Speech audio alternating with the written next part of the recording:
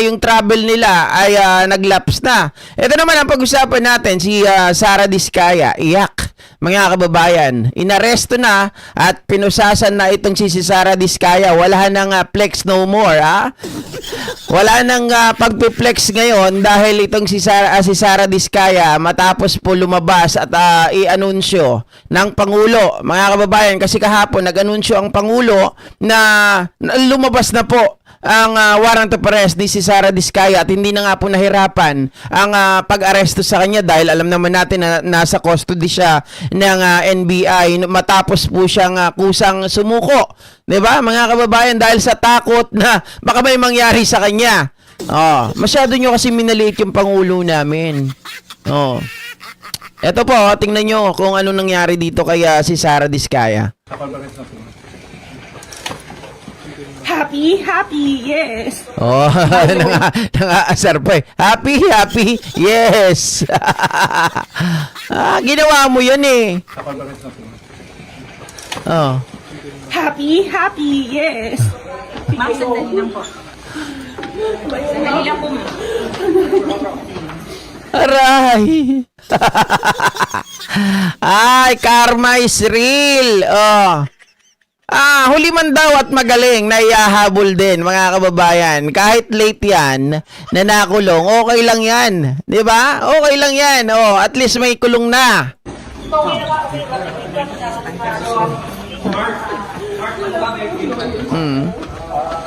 Parang sinabi niya pa sa mga tao, happy na kayo? Happy na kayo, ha? Parang ganun pa eh. Wala man lang ka remorse ang buwisit na to kahit umiiyak ka. Dapat man lang dapat magsalita ka na, ha? Para naman maawa kami sa'yo. Another way. Try another way lang. Okay.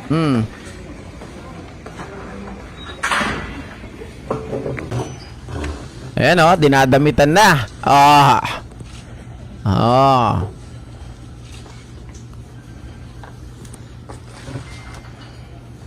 Yan happy.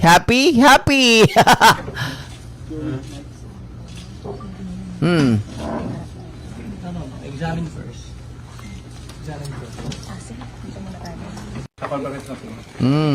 Wait, ito, mga kababayan. Sa mga sandaling ito, nandito tayo ngayon sa gusali ng National Bureau of Investigation. So matapos siyang damitan. Ito ay live ngayon na nakikita natin na ginagawa ngayon itong fingerprint kay Sara Diskaya matapos siyang isilbi ng National Bureau of Investigation Organized International Crime Division ang warrant of arrest. At kabila nga doon sa warrant of arrest na isilbi sa kanya ay itong kaso ng malversation of public funds at kabilang pa nga rin dito ang warrant sa graft. Ayon dito kay Director Lito Magno, minabuti nilang isilbi na itong warrant of arrest matapos matanggap ang kopya nito mga pasado alas 7 ng gabi piya. Pero kaninang hapon pa nakakuha na tayo ng mga impormasyon na posibleng lumabas na ang kopya ng warrant sa loob ng araw na ito. At kani-kanina lamang ay mismong si Pangulong Bongbong Marcos ang nag-anunsyo na lumabas na nga ang warrant. Kaya lahat ay naka-alerto kanina hanggang sa nang tuluyan na nakakuha ng kopya ang mga tauhan ng NBI ay isinili na. So sa mga sandaling ito, Pia, Mas masaya siguro kung makikita natin naka-uniform din ng mga kababayan, yung mga tao, mga senador at maging yung mga kongresista, ng mga talagang tiwali, mga magnanakaw. Ano sila? Sama-sama sila doon. Magturuan sila. Going itong mahabang proseso ng pagkuha ng kanyang fingerprints ng mga tauhan ng NBI at inaasahan namin lamang at tutuloy na to sa susunod mga proseso tulad ng pagposa sa kanya dahil mula rito sa NBI ay ang ating impormasyon na kalapia ay dadalhin na to sa detention facility ng National Bureau of Investigation sa Muntinlupa City. So aabangan natin kung magtutuloy-tuloy yung ganitong klase ng mga proseso matapos ng isilbi itong warrant of arrest sa negosyanteng si Sara Diskaya. Ibig sabihin mga kababayan, sa NBI Muntinlupa pala siya ipipiit. Okay? Sana sa City Jail. Sana sa City Jail para walang VIP treatment. Para lahat sila sama-sama, 'di ba? Makakasama niya doon yung mababaho, makakasama niya doon yung mga tatuan, 'di ba? Para mga kababayan, maranasan niya ang hirap. Kasi naman binigyan na kayo ng pera, may pera yung mga magulang ninyo, 'di ba? Ni Pacifico.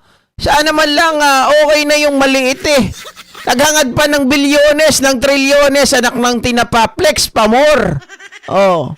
John, alam na ba natin kung paano yung magiging paglipat sa kanya mula dyan papunta sa Muntinlupa? Ano yung inihahandang seguridad para sa convoy na maghahatid kay Sara Diskaya? Oo. Actually, Pia, mahigpit yung seguridad na ipapatupad ng NBI. Merong mga security teams na naka-standby na ngayon at naka-ready na rin ang ilang mga backup na teams. Tama, sobrang gahaman. Mga kababayan.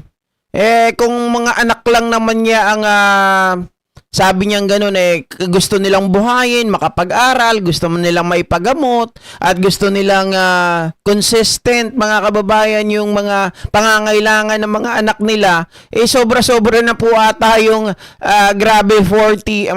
Ilan yung sasakyan nila? Sobrang dami, di ba? Yun ay pagpapakita, sign na po yun ng kahagahamanan. Sobrang gahaman. Oh. Yun ay ang tawag dito, sobra-sobrang luho. Oh. At inaasahan din natin, Pia, na actually bukas na umaga. Kaya nga sana correctional, no? Para mapunta siya sa mga impact pa. Para maranasan niya rin yung hirap. Oh. Biruin mo sa NBI pa. Wag ganon. Parang hindi tuloy ako makakumbinsido NBI, wag naman yan. Isama nyo na dun sa para mapilitan magsalita. Yung, alam nyo, may konting hirap, di ba? Oh. Magkakaroon ng hearing itong si Sara Diskaya sa may bahagi ng Department of Justice ng umaga, no? So, kung susundan natin yung ano po yung red flag, mga Ma'am Elizabeth Napisa? Sorry di ko alam yung sinasabi mo sequence ng events na maaaring mangyari mula rito sa NBI, dadalhin siya sa detention facility ng NBI sa Muntinlupa City at maaga bukas ay ibabiyahe siya papunta ng DOJ. Inaasahan, Pia, na bukas din ay maaari na siyang ilipad papunta ng Cebu City bilang bahagi ng return of warrant, no, ng Ayoko nga pala, naalala ko, mga kababayan, ibabiyahe pala to ng Cebu.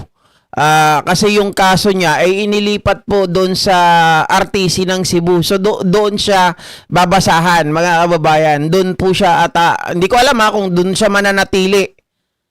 Ilabas ng korte sa Cebu itong warrant of arrest sa kanya. Bahagi ng proseso, Pia, yung pagbabalik ng warrant kasama ng taong dinakip sa utos na rin ng korte, Pia.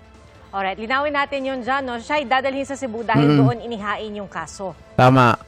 Tama ka din, Pia, no? So maalala natin itong kasong ito ay actually sa Davao, pero inilipat itong proseso ng kanyang kaso.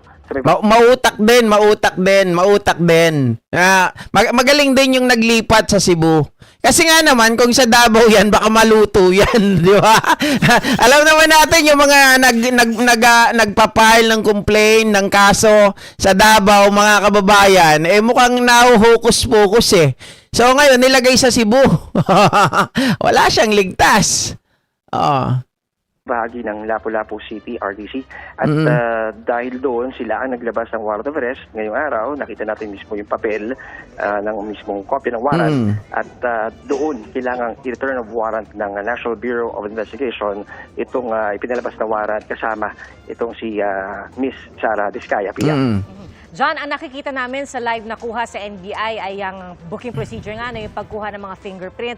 Pero nagsagawa rin ba sila, John, ng medical examination? Tama ba? Oo. Tama ka doon, Pia, no? Kanina lamang, bagot nga siya kunan ng fingerprints, ay sumailalim si Ginang Diskaya ng masusing pag-examine ng mga doktor ng NBI. At ang kanilang gustong matiyak dito ay kung okay yung kanyang blood pressure, kung okay din yung kanyang kalagayan, at ilang doktor yung tumutok dito, hindi lang isa. No? Oo, alam niyo mga ka-GP natin, ang mali talaga dito sa mga Diskaya. Hindi po nakinig sa payo ni Ping Lacson na sumugal din sila. 'Di ba hindi yung masyado silang naniwala kay Marcoleta na kaya silang protektahan, na kailangan maipasok sila sa Witness Protection Program. Kasi nga, pag naipasok sa Witness Protection Program, mga kababayan, wala na. 'Di ba? Ano na sila eh. Parang nagkaroon na rin sila ng immunity noon. Parang ang datingan ay absuelto na sila kapag nandun na sila sa Witness Protection Program. Kaya lang, mga kababayan, 'di ba? Hindi sila naniwala doon sa restitution na hinihiling ng DOJ. Naniwala sila, mga kababayan, na hindi dapat magbigay or hindi dapat sumunod sa memorandum of agreement na ibinibigay po ng DOJ. Sila nag-a-assess So, sinong paniniwalaan mo? Yung tao na outside DOJ? Na laging epal lang naman sa Senado na ang tawag nila lawyer? Lawyer? Diba? Na mahinang nila lang na abogado. Tapos pinakinggan ninyo, di kulong kayo ngayon, yung isa, naku po, kumubra ng pagkadami-dami, baka. 'Di ba? Baka. Talagang inilalayan yung mga taong kumukuha ng mga detalye at datos sa kanya. At so far, Pia, hindi maayos naman yung mga nakuhang impormasyon. Sa mga oras na to, Pia, tapos na itong pagkuha ng kanyang fingerprints. Natanggal na lamang siya ngayon ng ink sa kanyang kamay at anumang oras. May music po, Ma'am Estrelita Carpio, sa umpisa kanina meron. Mula ngayon, Pia, ay ito na. I-serve na yung mismong itutuloy yung proseso. Makikita natin, hawak na ng ating arresting officer ng NBI itong mismong posas na hawak ng isang... Okay, sabi ni Dan Zenon, bakit di sila sabay ng asawa niya? Kung matatandaan po natin, yung asawa niya na si Pacifico Diskaya ay nakakulong po sa Senado. At mga kababayan, yung kaso nito ni Sara Diskaya ay hinggil po sa 96 million anomaly sa sa Davao Occidental. Kung di ako nagkakamali yung 96 million dyan na ghost project na di umano, mga kababayan, ay nakapangalan sa St. Timothy.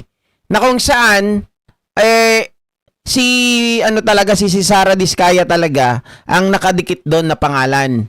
Okay, hindi pa si Pacifico. Sa ibang baka sa St. Gerard itong si Pacifico. Hindi natin alam kung bakit hindi po, wala pa yung pangalan ni Pacifico Diskaya, Pero importante, mga kababayan, si Pacifico Diskaya ay nakakulong naman sa Senado. So eventually, lalabas at lalabas pa yung mga ibang mga kaso na makikita ayon sa mga investigasyon. Kasi ito, napatunayan talaga pinagpipilitan pa ng abogado nila na meron daw, wala daw ghost project, wala daw mga substandard project ang mga Diskaya, everything daw is fine, everything daw is legal dahil nanalo naman daw sila sa bidding. Anak ng tinapa naman tong abogado na to. Umami na nga yung mga kliyente mo na sila ay nagbabayad ng mga tao at formality na lang ang nangyayari doon sa mga bidding. At alam na kaagad nila yung result ng mga bidding na yon dahil nga po sa SOP. Tapos sasabihin ng abogado ninyo, everything is fine, everything is legal. Ayan, kaliligal ninyo, everything is fine nyo. Isama nyo na si Marcoleta nga Arabuhok. Mga kababayan, ayan ang napala ninyo. Kayo ngayon ang maghihimas ng rehas. NBI agent. At pinapaliwanag sa kanya ngayon itong mga magiging proseso. Bahagi pa rin, Pia, itong pagkuha sa kanyang Mark Andrew. Pagposas, kukunan din siya ng mugshot mamaya-maya. So, ito, Pia, waiting lang tayo. Ito nakikita natin na ngayon. Ito na, Pia. Okay. Okay, naglalakad kami ngayon, Pia. At apparently, mukhang kukunan na siya ng mugshot. Ito. Opel Yapes, good morning. Sa lahat ng mga nandito ngayon, good morning po sa inyong lahat ha. Nagkape na ba kayo? Nagalmasal na kayo? Magalaw lahat. Magalaw. So, tutuloy-tuloy itong mga proseso ng NBI dahil kailangan sundin lahat ng proseso. Harold Evan, shout out. Sabi niya, hindi, Ate Aurelia, haha, hindi ako naligaw, sinulod ko heart ko, ay, niyahe. Bakit? Anong, ano po? Ay, ibig sabihin niyo, pagpunta niyo po dito, sinunod niyo yung heart niyo. Salamat po Harold Evans. Maging maayos yung lahat ng documentation. No? So sa ngayon, no, Pia, yan muna ang pinaka-latest dito at magpapalik tayo sa iba pang magiging development mula rito sa NBI. Ako si John Consulta ng GMA Integrated News. Ayan, mga kababayan, minsan kasi dapat tayo po ay wag basta-basta naniniwala dun sa mga taong maingay lang. No? Kasi tayo po ang napapahamak pinagkatiwalaan natin ng husto, pinaglaban tayo, akala nila, meron na silang tawag dito, mga kababayan, kung sa salitang kali, akala mo may sipa, akala mo may ibubuga. 'Di ba? Wala naman sila sa pwesto, remember? Itong mga ito ngayon ay minority, hindi sila majority, hindi kagaya noon nang sila ang nakaupo sa Blue Ribbon, magagawa nila lahat. Nung napalitan ng administrasyon, ng namumuno dyan, napalitan na rin yung mga chairman ng bawat komite. Mga kababayan, dahil sa pagpapalit ng chairman, nabuking tuloy na meron palang niluluto ang mga ito para maipasok sa Witness Protection Program, maging yung kanilang mga salaysay ay talagang limitado sa 2022 hanggang 2025 lamang. Huwag isali ang mga Duterte. Parang sa pag-ibig, akala mo dawan pero hindi. Makukulong yung asawa, huwag kayong mag-alala, mga kababayan. Ano rin yan? Kumbaga sabi nga ng kanta darating ka rin. Di ba? Ma'am Maria Cristina Suralta, shoutout po. At sa lahat salamat sa lahat ng mga dumalaw dito na Ceresa Force. Thank you so much sa inyo, Ma'am Aurelia Dena. Salamat sa pag-invite sa mga kagrupo mo. At syempre kay Boss Mark Ramos, di ba? Hindi maitatago ang sama ng ugali ni Sarah, di ba? Ang lakas ba mga asar, mga kababayan? Parang, masaya na kayo? Greediness talaga, may kapalit na parusa, tama, Ma'am Edith Atinaya. Mami Lucanang ka na, nakaabot din sa LS mo, yun lang. Patapos na tayo.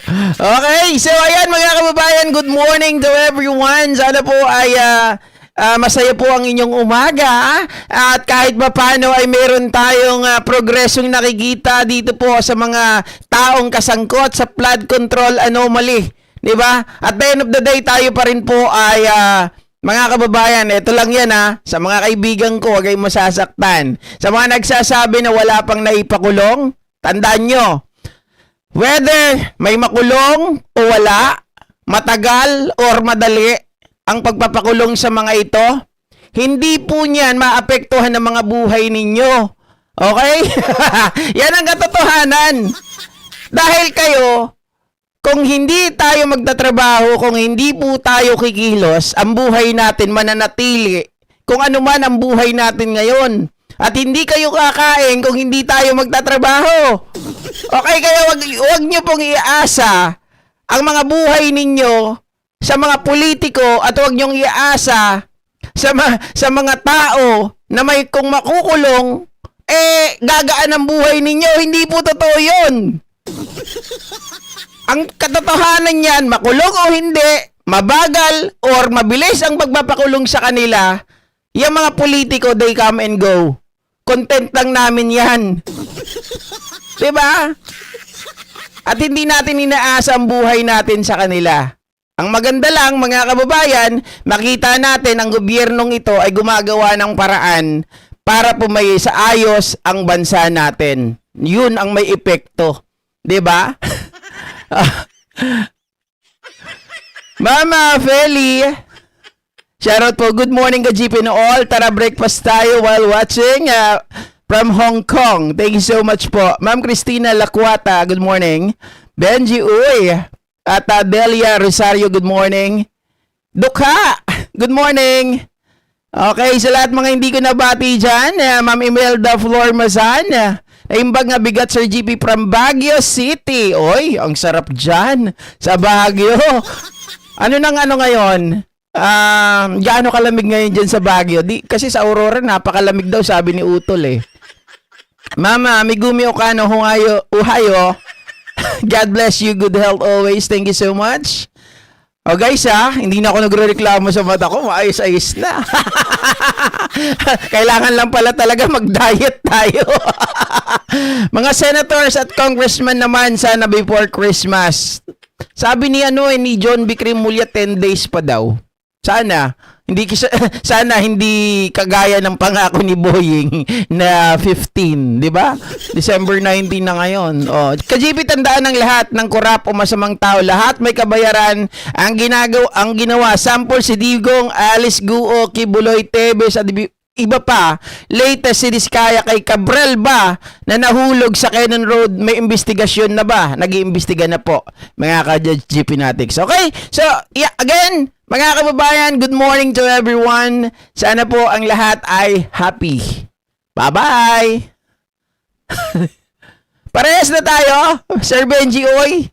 Thank God. Oh. Bini Rod Boss, shout out. Sir Smokey, thank you. Bellbait, watching from QC. QC. Okay, thank you.